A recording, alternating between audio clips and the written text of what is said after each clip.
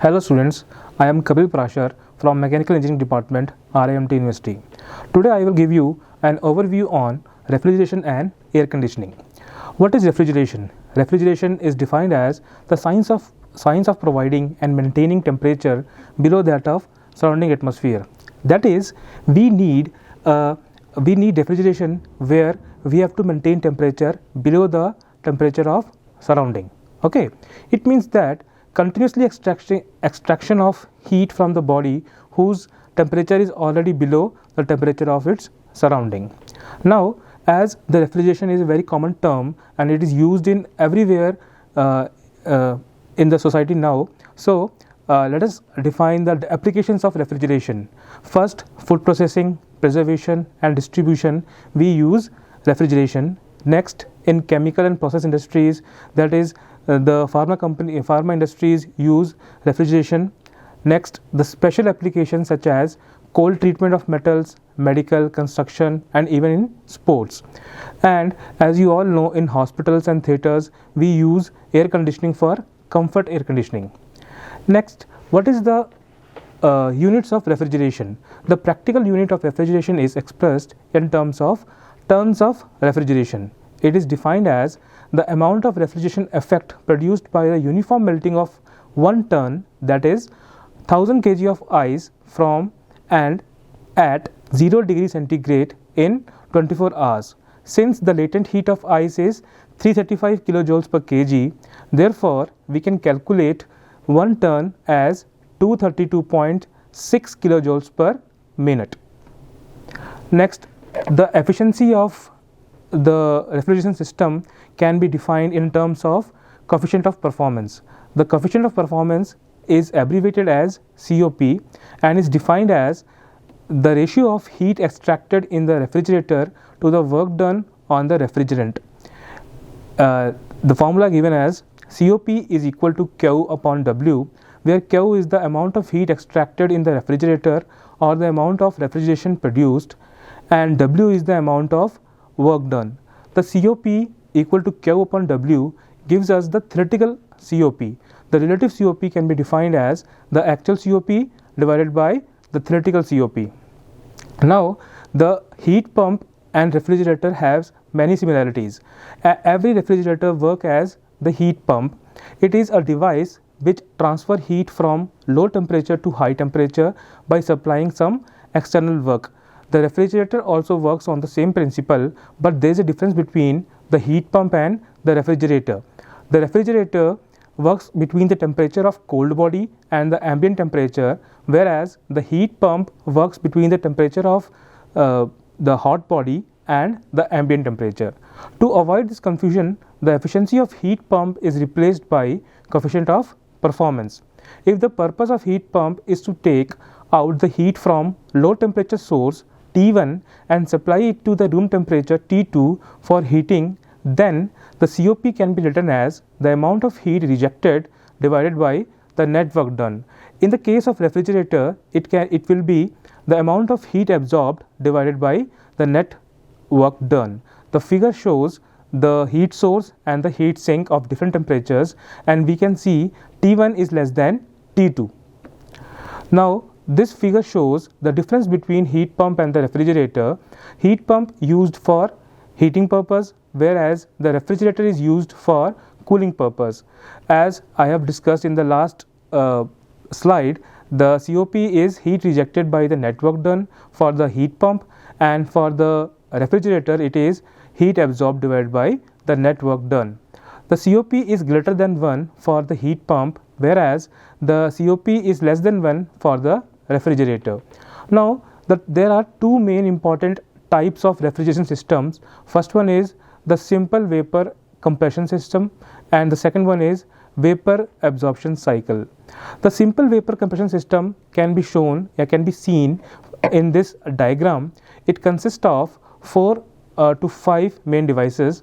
First one is evaporator, compressor, condenser, receiver and expansion valve.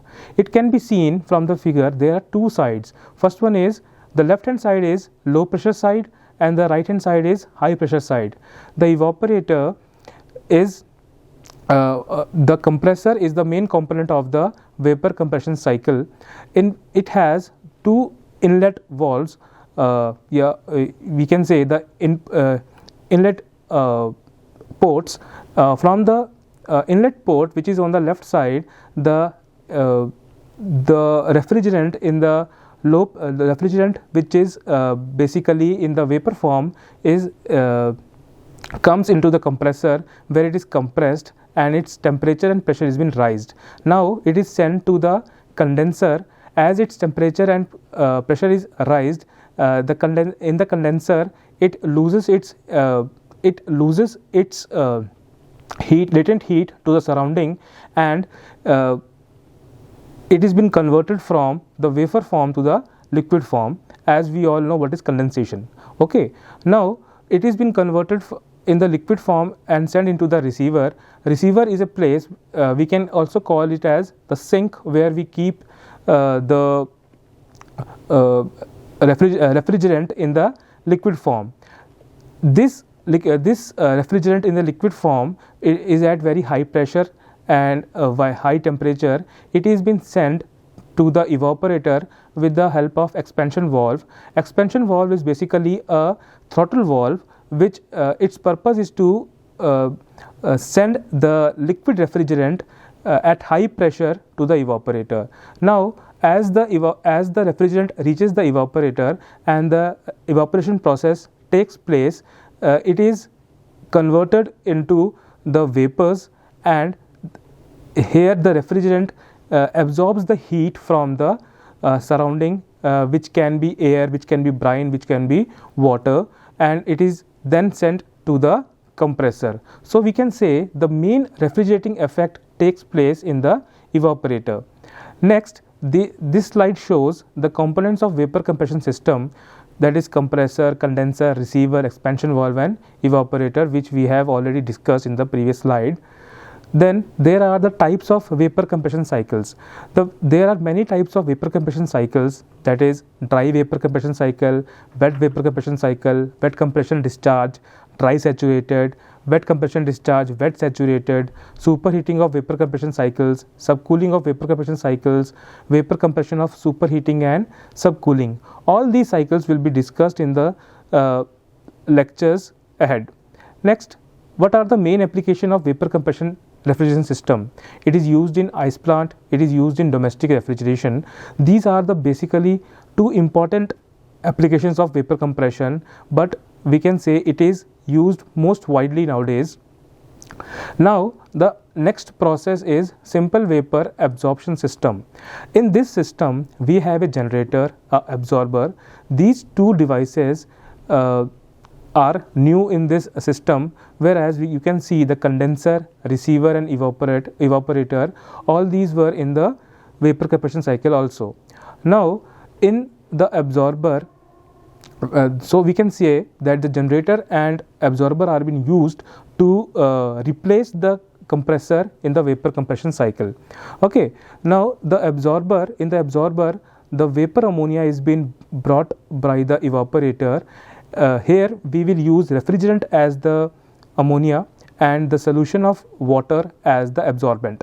Okay, the water has a very high affinity of absorbing ammonia vapors. So in the absorber it is the refrigerant, that is ammonia, and the water forms a very strong solution, and as the water absorbs the ammonia, its affinity of dissolving the ammonia increases, the temperature of the absorber also increases. In this reaction the pressure of the absorber decreases and the strong solution is being sent from pump to the generator. In the generator, with the help of steam and some sort of burning element, we heat up the strong solution, and only the ammonia vapors are being sent to the condenser, and the weak solution from the generator, which is the water with very less amount of ammonia in it, is being sent to the absorber with the help of pressure reducing valve. Now the ammonia vapors are sent to the condenser, where they are condensed and they are they are converted into liquid ammonia. The liquid ammonia is then sent to the receiver with the help of as it is sent to the receiver with the help of expansion valve. The liquid ammonia has been sent to the evaporator, and it evaporates, and it is converted into the vapor form, and then it is sent to the absorber. This completes the cycle, and the cycle goes on, and this vapor absorption cycle has many advantages over the vapor compression refrigeration system. First one is no moving part, that is there is no noise, less wear. Pump motor is small as compared to that of vapor compression cycle. Initial cost is less as compared to vapor compression cycle. Elimination of having electrical load, simple in operation, and automatic starting and stopping. So we can say vapor absorption cycle is more advantageous as compared to vapor compression cycle. This slide shows the difference between the vapor absorption cycle and the vapor compression cycle or system. First difference is that it uses vapor absorption cycle uses low grade energy like heat, therefore may be worked on exhaust system from IC engines, and in the vapor compression system it uses mechanical work. In vapor absorption system there is very less moving part, for there is only one moving part, that is the pump, while in the vapor compression cycle there are many parts, that is compressor and the other parts which are very noisy, and the wear and tear is more as compared to that of vapor absorption cycle. The system can work on lower evaporator pressure also without affecting the COP. The COP decreases considerably with decrease in evaporation pressure. No effect of reducing the load on the performance. Performance is adversely affected at partial loads. Liquid traces of refrigerant presents in the piping at the exit of the evaporator in the case of vapor absorption system, whereas the liquid traces in the suction line may damage the compressor in the vapor compression system. So the next one is the automatic operation for controlling the capacity is easy, whereas it is very difficult in vapor compression system. Charging of refrigeration is simple, whereas the charging of refrigerant is very difficult in the case of vapor compression system. Part load performance is low in the case of vapor absorption system, whereas there is no effect of variation of load in the vapor compression system. Now there are some psychometric terms which we have to use for understanding the refrigeration. First one is the dry air. The dry air is the mixture of nitrogen and oxygen. Neglecting the water vapor is known as the dry air. The dry air is the common air which we use, but the content of the moisture is zero in the air, and as we all know the nitrogen and oxygen is present in very abundant in the air. So we can say it is the mixture of nitrogen and oxygen. Wet air, it is the mixture of dry air and water vapor, and is we can say the dry air which has water content in it, it is wet air. Then the saturated air, it is the mixture of dry air and water vapor, and it is said to be saturated when it diffused maximum amount of water vapor depends on absolute pressure and temperature. Then the dry bulb temperature, it is the temperature recorded by ordinary thermometer with a clean dry sensing element with bulb on thermometer exposed to the air, whereas in the wet bulb temperature the bulb is covered by a wet cloth and then it is exposed to the air. Okay. Now the dew point temperature, it is the temperature of air recorded by ordinary thermometer. The temperature when the moisture present in the air starts to condense, it is known as the dew point temperature. Now we all know the content of moisture in the atmosphere is called humidity. Now humidity is classified into three broad terms. First one is specific humidity. The mass of water vapor present in 1 kg of dry air is known as specific humidity, and it is expressed in grams per kg of dry air, whereas the absolute humidity is defined as the mass of water vapor in 1 meter cube of dry air, and it is expressed in grams per meter cube of dry air. It can also be defined as the mass of water vapor present in 1 unit volume of the dry air.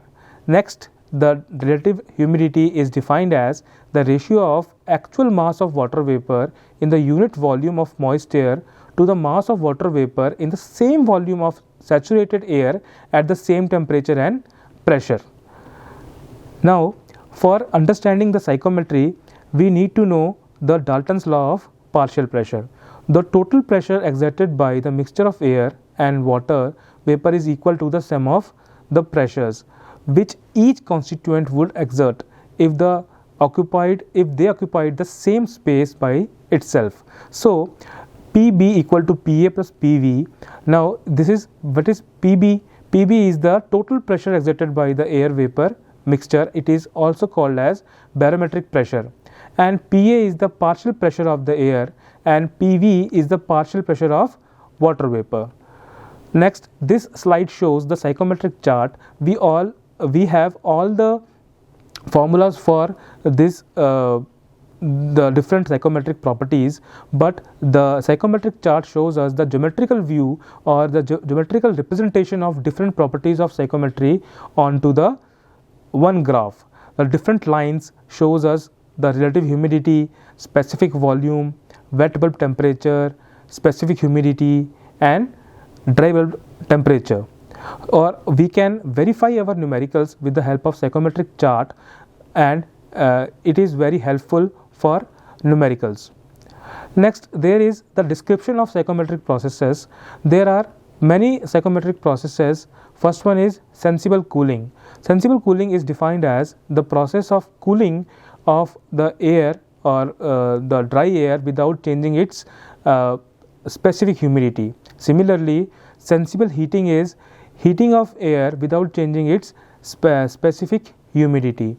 Now, the cooling and humidification, heating and humidification, the term cooling and humidification can be defined as the humidification. We can say that the adding of water content into the dry air is called humidification, and cooling it with the help of some processes. Okay. Similarly, heating and humidification is the other process of psychometry. Next, dehumidification is the process of removal of water content from the air with the use of some process. We will study all these psychometric processes elaborately in the coming classes. Next, the term air conditioning system. The air conditioning may be defined as simultaneous control of temperature, humidity, motion of air, and purity of air with the enclosed space. As I have told you in the starting slide, that the air condition is most widely used in the hospitals and theatres and many other malls, also in the market also, and even in the automobile industry the air conditioning is very much important. This figure shows us the air conditioning, window air conditioning description. It has two parts. First one is indoors and other is outdoor. You can see from the figure there is a compressor which has been placed on the left side, and there is a blower and the fan are on the they are coupled on the same axle, and there is a